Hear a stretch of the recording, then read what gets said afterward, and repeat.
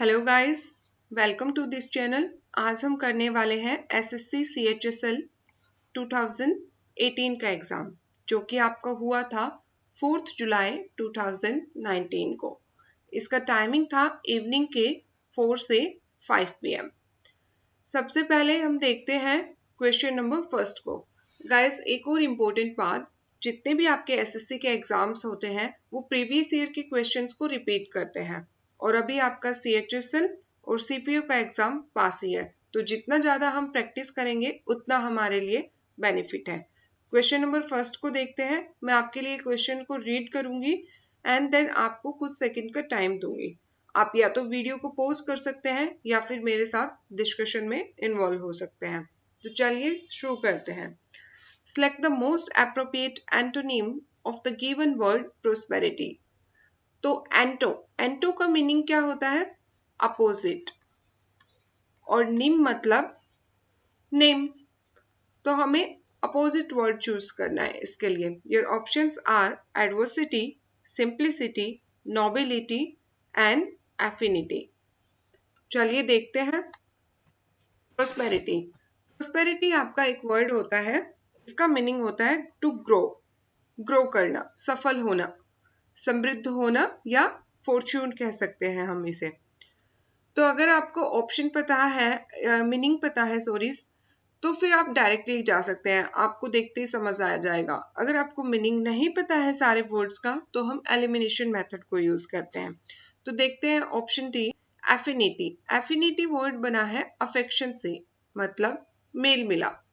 Nobility, जो विनम्र हो उसे हम बोलते हैं कि ये नोबल इंसान है। नेक्स्ट सिंप्लिसिटी, सिंप्लिसिटी आपका सादगी से रिलेटेड है। और फिर आता है आपका एडवर्सिटी। एडवर्स वर्ड जो है इसका मीनिंग होता है अपोजिट, तो इसका मतलब ही अपोजिट होता है। और एडवर्सिटी किसको बोलते हैं? मिसफॉर्च्यून, दुर्भाग्य को। तो आपका प्रोस्पेरिटी क्या है? आपका सौभाग्य, सफल होना, और मिसफॉर्च्यून दुर्भाग्य। तो आपका राइट आंसर क्या होगा? Option A. नेक्स्ट क्वेश्चन है आपका, select the most appropriate meaning of the given idiom। आपको इस idiom का मीनिंग बताना है। To take the bull by horns। Your options are to face danger boldly, to escape unhurt, to act foolishly, to enjoy risky sport। Take your time।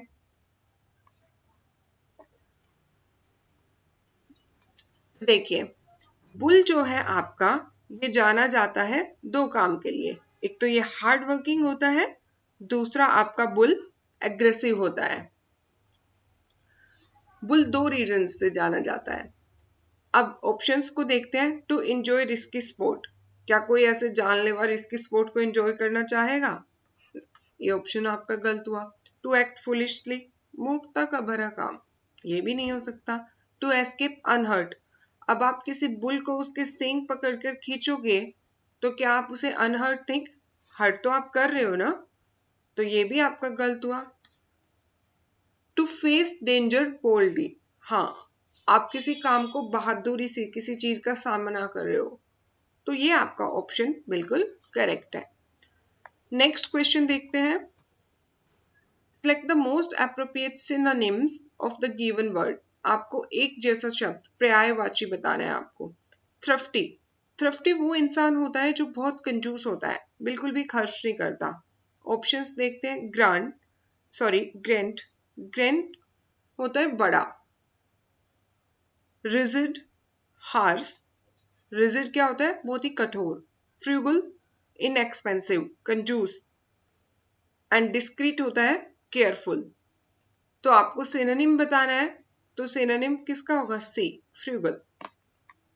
Next, select the most appropriate word for the group of words one who is difficult to please। Options are feminist, fastidious, fatalist, fanatic। देखिए, feminist एक ऐसा word है जो feminine, female से related है। A person who support feminism, एक ऐसा व्यक्ति जो नारीवाद का समर्थन करता है, वो होता है फेमिनिस्ट। फेटलिस्ट होता है ऐसा व्यक्ति जो फेट भाग्य में यकीन करता है।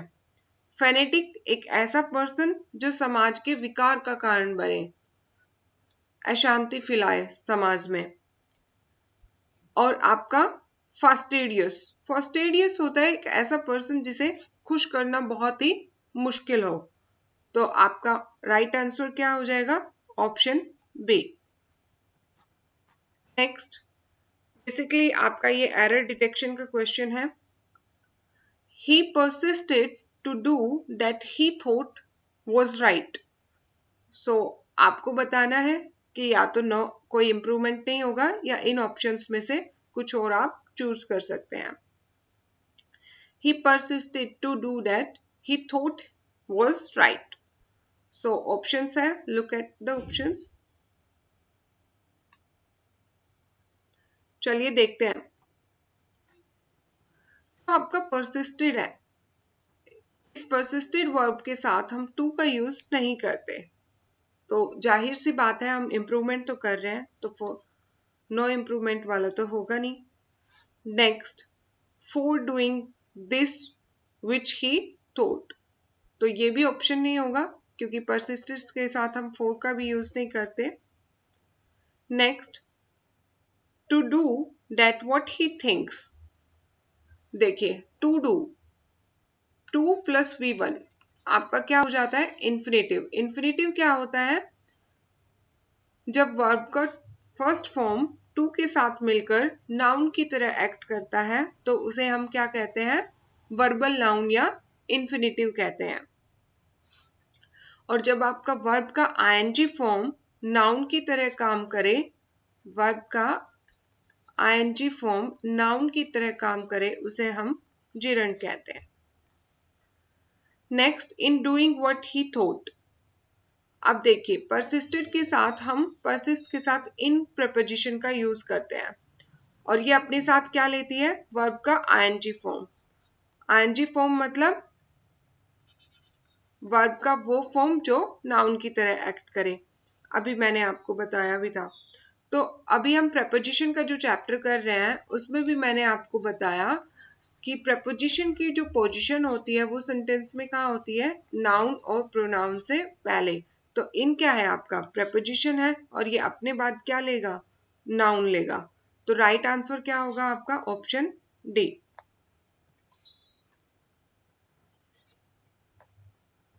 नेक्स्ट क्वेश्चन देखते हैं। Select the most appropriate antonym of the given word stern. Your options are mellow, proud, shrewd and strict. Stern, stern एक ऐसा इंसान होता है जो दूसरों की फीलिंग्स को नहीं समझता।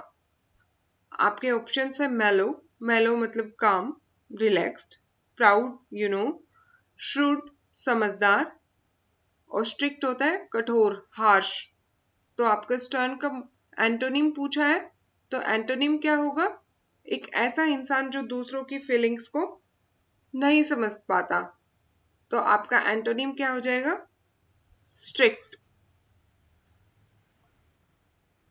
Next, this segment identify this, आपको बेसिकली ग्रामेटिकल एरर बताने हैं इसमें कि कहाँ पे आपका एरर है। Despite of his efforts he couldn't get a decent job. Options are despite of his efforts he couldn't get a decent job.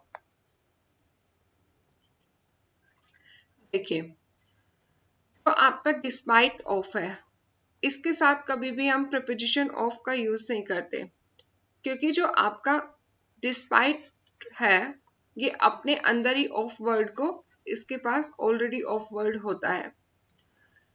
आपका जो प्रीपोजिशन होता है इन स्पाइट ऑफ होता है। स्पाइट मतलब हेटर्ड, नफरत। इन स्पाइट ऑफ आपका मिलके बनता है बहुत ज्यादा। देखिए, इन एक प्रीपोजिशन है, फिर स्पाइट एक नाउन है, देन ऑफ एक प्रीपोजिशन है, तो ये क्या है? आपका एक कंपाउंड प्रीपोजिशन। कंपाउंड प्रीपोजिशन क्या होता है?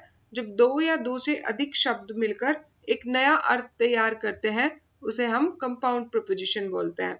तो इन स्पाइट ऑफ आपका किसके इक्वल है? डिस्पाइट के। तो इसके साथ हमें प्रीपोजिशन ऑफ यूज करने की नीड नहीं है। तो your right answer will be option A. Next, select the most appropriate meaning of the given idiom gift of the gab. देखिए, गिफ्ट ऑफ द गैप वो इंसान होता है जो बोलने में माहिर हो, जैसे आपके नरेंद्र मोदी, उन्हें बोलने की कला है। तो आपका राइट ऑप्शन क्या होगा?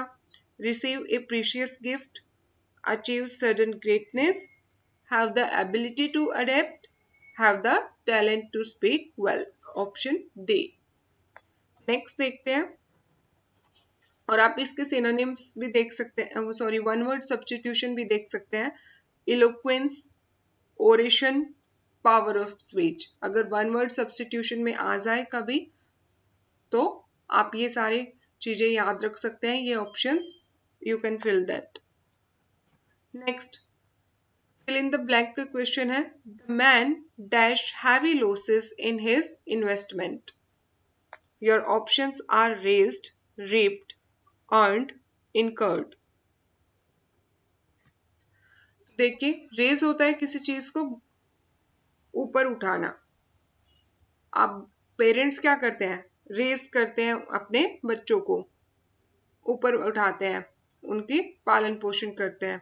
रीप होता है फसल को काटना, अर्न होता है कमाना, एज यू नो, और इनकर्ड होता है किसी चीज का परिणाम भुगतना। कोई चीज आपने कर दी और उसके रिजल्ट, उसके कॉन्सिक्वेंसेस आप भुगतते हैं। तो आपका ऑप्शन क्या हो जाएगा? डी। क्योंकि देखिए, आप हैवी लॉस हो रहा है तो आप अर्न तो कर ही नहीं सकते। तो क्या होगा आपका ऑप्शन डी। नेक्स्ट क्वेश्चन देखते हैं।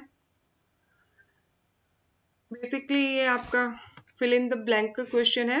आपको options, first we have to read it. In July 1937, the Japanese used an incident to provoke a war. They dashed China and occupied a major portion dash it. Chinese and Japanese dash clashed in northern China, throwing the entire country into dash. Millions of people were shot dash death. आपके options questions देख लेते हैं। Included, किसी चीज को include करना। Extended होता है, जैसे ये लाइन है और इस यहाँ तक है, मैं इसको एक्सटेंड कर रही हूँ आगे की तरफ बढ़ाना। इन्वेडेड, आक्रमण करना, और आपका पर्सुएड। नेक्स्ट है आपका फॉर। क्वेश्चन नंबर 11 के ऑप्शंस है फॉर, फ्रॉम, ऑफ, बाय, सारे के सारे प्रेपोजिशंस हैं। नेक्स्ट आपके कारावेंस, जब आपका धुंध होता है तो धुंध में एक के बाद एक गाड़ियां जब लाइन लगा के चलती हैं तो उसे हम बोलते हैं कारावेंस। ट्रूप, सैनिकों की टुकड़ी को बोलते हैं मॉब। भीड़ को बोलते हैं, कौन सी वाली भीड़? गुस्से वाली भीड़, क्राउड। क्वेश्चन नंबर 13 के ऑप्शंस देखते हैं। Turmoil, peace, progress, tranquility. Tranquility आपका शांति से रिलेटेड है, पीस भी शांति, टर्मोइल होता है किसी चीज का अशांति फैलाना, और प्रोग्रेस प्रगति करना, आगे बढ़ना। नेक्स्ट आपका क्वेश्चन नंबर 14, इसमें भी सारे के सारे ऑप्शंस आपके प्रेपोजिशंस हैं। तो चलिए देखते हैं क्वेश्चन नंबर 10 को। इसके ऑप्शंस हैं आपके included. Have a look on the options. In July 1937, the Japanese used an incident to provoke a war. They dash invaded, included, तो आपका अभी मैंने बताया आक्रमण करना, तो आपका क्या होगा? Option C is right answer. Next, China occupied a major portion dash it, major portion of it। Next, Chinese and Japanese, आपके ऑप्शंस थे कारावेंस, ट्रूप्स, मॉब्स, क्राउड। तो कौन थे? चाइनीज और जापानीज टुकड़ियां थी, सैनिकों की टुकड़ियां, वो क्लैश हो गई थी नॉर्दर्न चाइना में। Then throwing the entire country into turmoil, पूरी कंट्री को अशांति में उन्होंने फेंक दिया था। Millions of people were shot to death. 2 जो आपका ऑप्शन नेक्स्ट में ऑप्शंस देखिए आपके 2 इन ऑन 4 डेस्टिनेशन, किसी को मौत के घाट उतार देना, 2 को हम डेस्टिनेशन के लिए यूज करते हैं। अभी हमने प्रपोजिशन का चैप्टर स्टार्ट किया है इंग्लिश विद प्रियंका पे, तो आप देख सकते हैं वहां जाके इन सब चीजों को हम कर रहे हैं। नेक्स्ट क्वेश्चन पे चलते हैं। Select the most appropriate antonym of the given word sensor. अब देखिए इसका मीनिंग क्या होता है, क्रिटिसाइज करना किसी को। तो आपका एंटोनिम चूज करना है, तो एंटोनिम क्या हो जाएगा, शेम, डिस्ट्रस्ट, क्रिटिसिज्म या प्रेज। तो एंटोनिम क्या होगा, किसी चीज को, किसी चीज की तारीफ करना, क्योंकि आप क्रिटिसाइज कर रहे हो तो इसका अपोजिट क्या होगा, तारीफ करना। Option D is right answer. Next क्या है आपका, बेसिकली फिर से आपका सेंटेंस इंप्रूवमेंट का क्वेश्चन है। We are going to have pleasure in accepting your kind invitation. देखिए जो आपका option number A, we have pleasure, ये कौन सा टेंस है आपका, present tense. Next no substitution, नहीं, इंप्रूवमेंट तो हमें करना पड़ेगा, ये तो होगा नहीं आपका। वी आर गोइंग टू, जब आप देखते हो सेंटेंस को we are going to, we are going to ये आपका इक्वल है वी विल के आपको रिप्लेस कर सकते हो गोइंग टू को विल से, क्योंकि ये आपका फ्यूचर एक्शन शो करता है, तो ये आपका फ्यूचर टेंस है। अब आपको कोई इनविटेशन कार्ड दे रहा है, तो आप क्या उसे ये बोलोगे कि हमें आपका इनविटेशन कार्ड लेते हुए खुशी महसूस होगी। फ्यूचर में तो आप बात नहीं करेंगे, आप क्या बात करेंगे, प्रेजेंट में, कि हमें खुशी हो रही। So we have pleasure in accepting your kind invitation. जब आप फ्यूचर की बात करते हो तो आप बोलते हो कि I am gonna by this shoes, तो फ्यूचर की बात करने के लिए आप गोइंग टू का यूज करते हो, विल का यूज करते हो, लेकिन जब प्रेजेंट की बात करते हो तो आप क्या यूज करोगे, प्रेजेंट का ही सेंटेंस यूज करोगे। So we have pleasure, present perfect tense. Next, select the most appropriate passive form of the given sentence. She answered 50 questions in 1 hour. जिनको एक्टिव पैसिव वॉइस नहीं आते हैं तो वो आप मुझे कमेंट बॉक्स में कमेंट करिएगा, तो हम इस पे भी वीडियो बनाएंगे। देखिए सबसे पहले आपको टेंस पता होना चाहिए। सी आंसवर्ड, आंसवर्ड क्या है, वर्ब का सेकंड फॉर्म। तो आपका कौन सा टेंस हुआ, ये पास्ट इंडेफिनिट टेंस हुआ। सी आंसवर्ड 50 क्वेश्चंस इन 1 आवर। तो जब भी हम एक्टिव से पैसिव वॉइस में चेंज करते हैं, सबसे पहले हम हेल्पिंग वर्ब को चेंज करते हैं। Helping verb plus be plus verb का थर्ड फॉर्म, मेन वर्ब की जगह हम क्या यूज करते हैं, वर्ब का थर्ड फॉर्म। और ये पास्ट इंडेफिनिट है, वर्ब का सेकंड फॉर्म होता है इसमें, तो जाहिर सी बात है इसके लिए हम हेल्प लेते हैं पास्ट कंटीन्यूअस से, जिसके पास हेल्पिंग वर्ब होती है वॉज एंड वर, उसके साथ हम यूज करते हैं वर्ब का थर्ड फॉर्म। तो ऑप्शंस देखते हैं। 50 क्वेश्चंस, इसमें क्या करते हैं हम, ऑब्जेक्ट को सब्जेक्ट बनाते हैं। तो 50 क्वेश्चंस प्लूरल है, हैव यूज किया, लेकिन हमें तो क्या करना है, ये किस में है आपका, पास्ट टेंस में, और पास्ट टेंस में है तो आपको वोज या वर का यूज करना होगा। और 50 क्वेश्चंस आपका प्लूरल है, तो आपको क्या यूज करना होगा, प्लूरल को, और प्लूरल आपका होता है वर। तो आपको देखना है जिस ऑप्शंस में वर है, तो वर आपका 2 ही ऑप्शंस में है, ये बाकी सब तो एलिमिनेट हो गए। आप देखिए 50 questions were being answered, being तो आता नहीं है, अभी मैंने आपको स्ट्रक्चर बताया। तो 50 questions were answered, were plus verb का थर्ड फॉर्म, और पर्सन के लिए हम हमेशा बाय का यूज करते हैं। तो your option C is right answer. Next, basically आपके पैरा जंबल्ड दिए हुए हैं, 4 जंबल्ड वर्ड है, और आपको इन्हें एक सीक्वेंस में अरेंज करना है। तो फर्स्ट रीड करते हैं। This code contains information about its nature. Each living organism has a DNA code. Option C, if this genetic material is altered, it would alter the organism. Next, the nature of an individual is determined by the unique genetic material in the code. So have a look.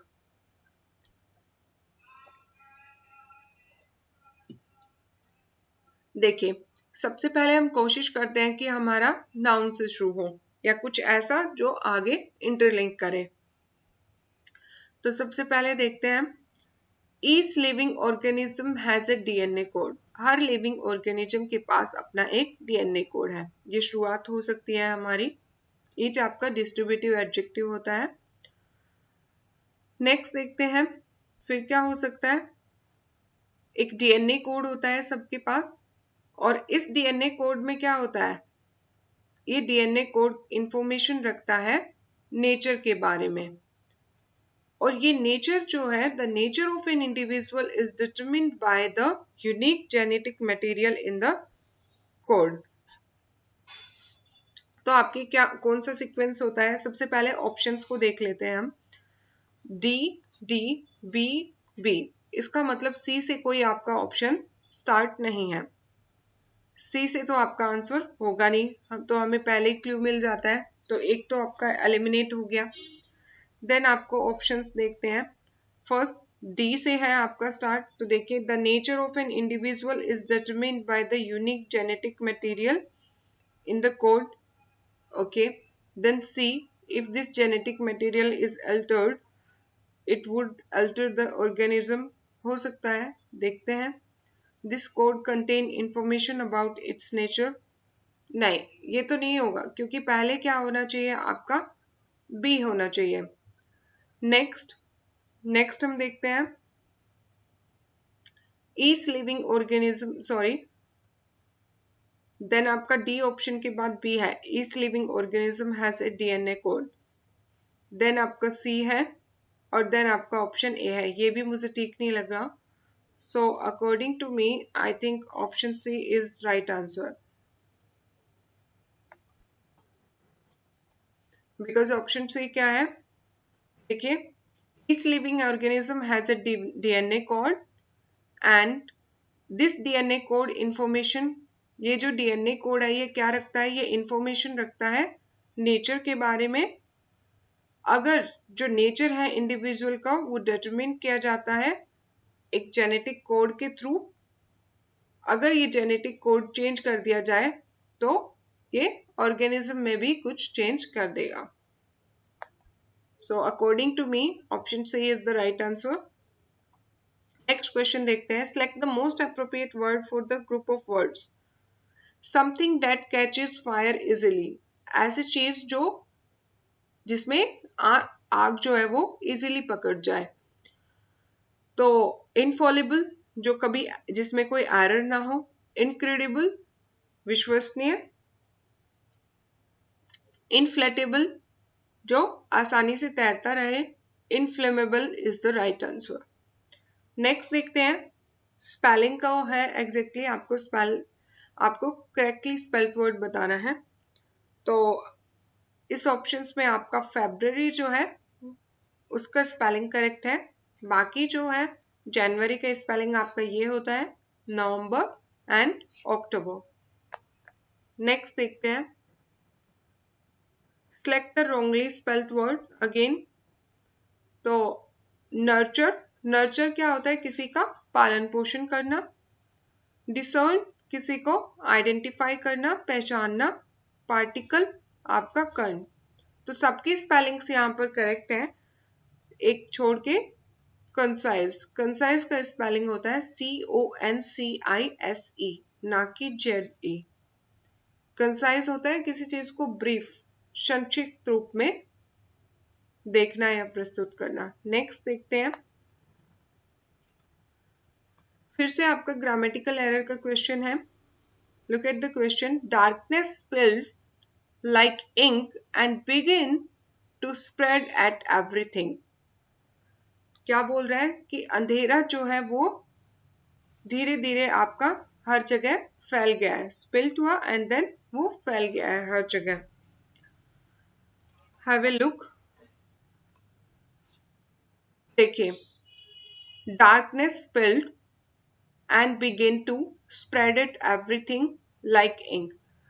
तो आपको देखना है, अभी हम जब preposition कर भी रहे हैं तो at को हम किसके लिए यूज करते हैं? एक एग्जैक्ट लोकेशन के लिए यूज करते हैं, पर्टिकुलर लोकेशन के लिए। और ओवर को हम यूज करते हैं कवरिंग सेंस में। एट का अगर मैं बात करूं, जैसे मैं बोलती हूँ I will meet you at railway station, मतलब मैं एक एग्जैक्ट लोकेशन बता रही हूँ कि मैं वहां पर मिलूंगी आपको। और ओवर को हम किसी दूसरी चीज को कवर करने के लिए यूज करते हैं, जैसे put the blanket over the baby. Blanket क्या कर रही है? बेबी को कवर कर रही है। तो डार्कनेस जो है वो हर जगह छा गई है, अंधेरा हर जगह छा गया है, तो उसके लिए एट का तो यूज करेंगे नहीं। इसके लिए हमें कौन सी प्रपोजिशन का यूज करना चाहिए? Spread over everything. एट का यूज ना करके हम ओवर का करेंगे। तो your option C is correct answer. Next, select the most appropriate indirect form of the given sentence। ये बेसिकली आपका नरेशन का क्वेश्चन है। सीमा said to her daughter, don't go near the well। देखिए आपका बेसिकली आपको एक बार ये एक्टिव पैसिव वॉइस और नरेशन दोनों को एक बार आपको अच्छे से स्टडी करना होगा। नहीं आता है तो हम इस पर वीडियो बनाएंगे अगर आप चाहेंगे तो। Seema said to her daughter don't go near the well. अब देखिए, do not go near the well inverted commas में क्लोज है, ये आपका क्या होता है? Reported speech. अब रिपोर्टेड स्पीच जो है वो रिपोर्टिंग वर्ब जो होता है उसके अकॉर्डिंग आपका चेंज होता है। और ये रिपोर्टेड स्पीच भी कौन सा है? इंपरेटिव सेंटेंसेस का। इंपरेटिव सेंटेंस कौन से सेंटेंस होते हैं? वो सेंटेंस जिसमें किसी चीज की रिक्वेस्ट, कमांड, ऑर्डर, वार्निंग या प्रोहिबिशन को देखा जाए। प्रोहिबिशन मतलब हम रोकते हैं किसी को ये काम नहीं करना। तो सीमा ने क्या किया है? सीमा ने वॉर्न किया है। सीमा warned her daughter not to go near the well। Next देखते हैं, fill in the blank with most appropriate word। During the curfew, the army was dash at strategic locations। Employ होता है किसी को आप नियुक्त करते हो, एम्प्लॉय करते हो। सप्लाई, मार्केट में supply, food and chain supply सबको पता है। डिस्पर्स्ड होता है किसी चीज को बिखेर देना, स्कैटर कर देना। डिप्लॉयड होता है तैनात करना किसी को, तो सिपाहियों को हम क्या करते हैं? तैनात करते हैं। तो कर्फ्यू के टाइम पे आर्मी ने क्या किया? Army was diploid eight strategic location. Army को डिप्लॉय किया गया। नेक्स्ट देखते हैं, आपका लास्ट क्वेश्चन है।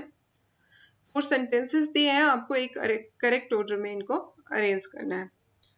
ऑप्शंस एक बार रीड कर लेते हैं। The fire destroyed many buildings which rebuilt with clay tiles, red clay tiles. Option B, in the year 1689 a huge fire engulf the city. Engulf होता है समाहित कर लेना।